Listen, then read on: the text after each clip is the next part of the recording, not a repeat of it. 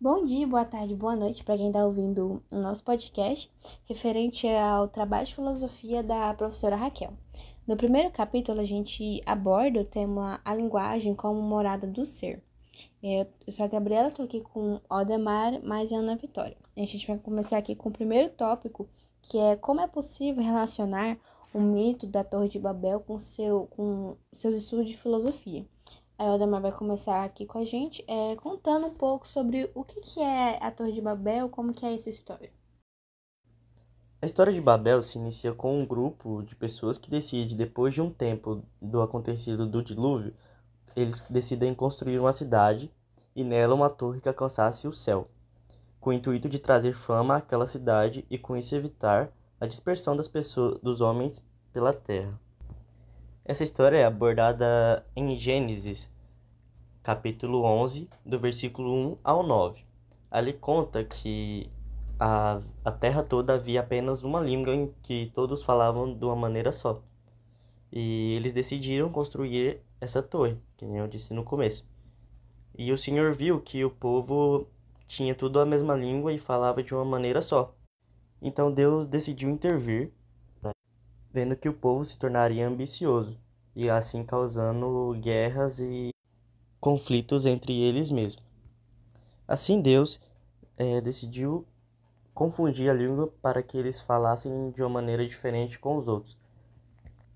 Assim o Senhor dispersou dali pela superfície da terra e pararam de edificar a cidade. Por isso a cidade foi chamada de Babel, porque ali o Senhor confundiu a língua de toda a terra e dali o Senhor os dispersou por toda a superfície dela. E na minha opinião, essa ideia de Deus foi muito certa, pois poderiam acontecer várias coisas de ruins se todos falassem da mesma maneira, assim como conflitos e guerras. Se todos os homens falassem a mesma língua, causaria uma ambição de todas as partes, querendo construir e alcançar coisas inimagináveis. E ali dessa ideia, Deus viu que aquela atitude dos homens não era boa, por isso decidiu dividir as línguas entre os povos.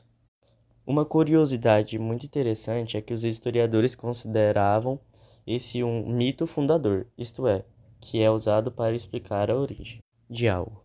O mito da Torre de Babel ele se relaciona com o estudo da filosofia, que dão conta da notável diversidade cultural e linguística atual.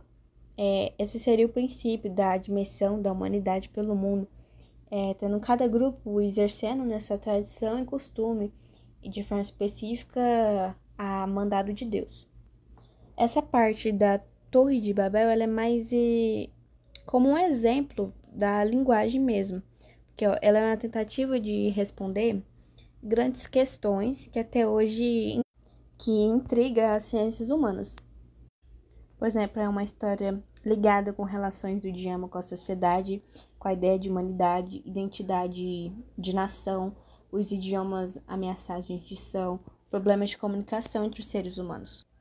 Tem uma parte aqui na página 2, onde tem uma pequena frase que fala assim: não ouvimos o logos, não escutamos o tempo de cada ser. Essa frase, sem contexto nenhum, assim, só jogado desse jeito, ela pode ter um monte de sentido, tipo, filosófico, ela pode significar que a gente não atende o ritmo e a necessidade dos outros, individual, ou de cada ser ao nosso redor. Isso pode se referir a uma falta de empatia, compreensão das experiências, jornadas únicas que cada um vivencia.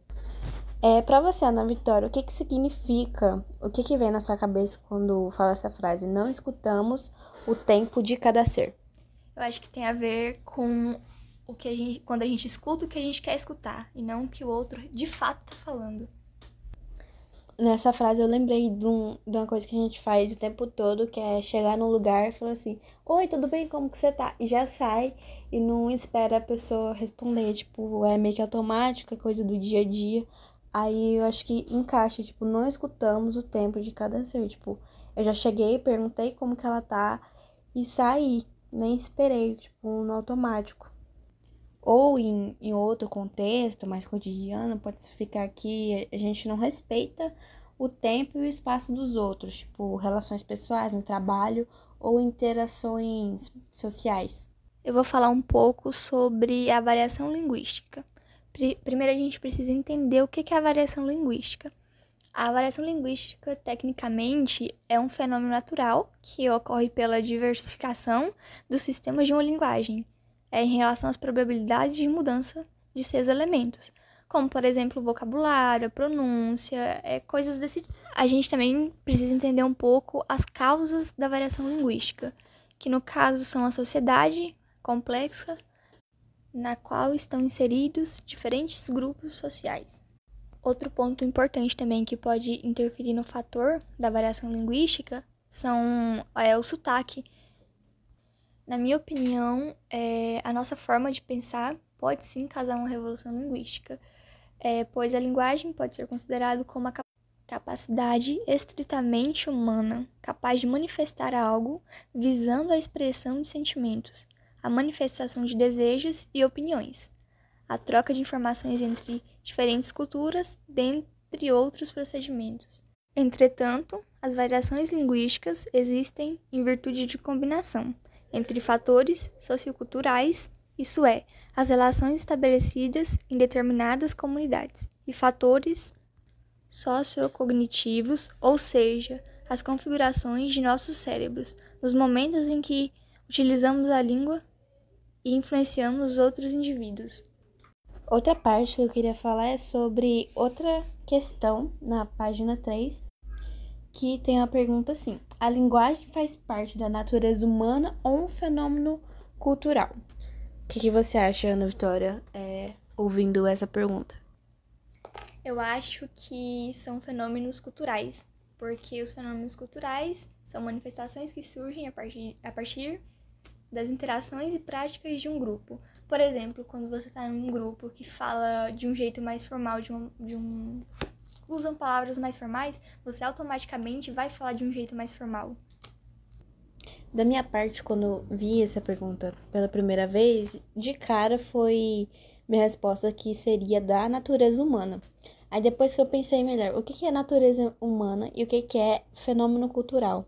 Aí eu pensei, não, o humano não nasce sabendo das coisas, né? E o que é um fenômeno cultural? É de um grupo, né? São ações que um grupo vai adquirindo com o tempo. Aí depois eu pensei muito lá atrás, não peguei seu exemplo da linguagem mais formal, mas eu peguei lá atrás, tipo, quando a gente é ensinado que os homens da caverna se comunicavam, eu pensei, quando eles viam fazendo, eles iam lá e depois faziam igual. Aí eles começou a se entender do jeitinho deles. Aí eu pensei que a linguagem faz parte, né, de um fenômeno cultural mesmo, por parte de um grupo. Obrigada a quem escutou até aqui. Esse foi o nosso podcast, contextualizando as questões 1 e 2 da página 2 do primeiro capítulo, A Linguagem como Morada do Ser.